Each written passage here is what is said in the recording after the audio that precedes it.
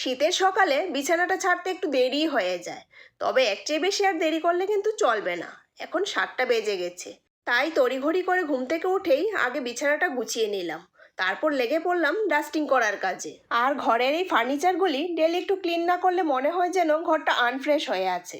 তাই এই যে ক্লিনিং করা, এটা কিন্তু আমার ডেইলি রুটিনের মধ্যেই পড়ে। তবে এই ডাস্টিং করার সময়টা কিন্তু আমার সবসময় সেম থাকে না, বাকি কাজকর্মের উপর ডিপেন্ড করেই ঘরদুয়ার গোছানো, ডাস্টিং করা এগুলি করে থাকি। তো যাই হোক, ঘরদুয়ার ডাস্টিং করে গুছিয়ে নেওয়ার পর বাসি ঘরটাও ঝাড়ু দেওয়া কমপ্লিট হয়ে গেছে।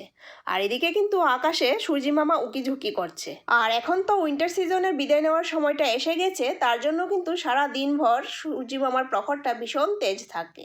তো ঘরদুয়ার ক্লিনিংয়ের পর রান্নাবান্নাটাও কমপ্লিট করা হয়ে গেছে। এবার কিচেনটা পরিষ্কার করলেই সমস্ত কাজকর্ম কিন্তু আমার কমপ্লিট। তো চলো, আজকের মিনি ব্লগটা এই পর্যন্তই। আবার দেখা হচ্ছে তোমাদের সাথে নতুন আরেকটা মিনি ব্লগের সাথে।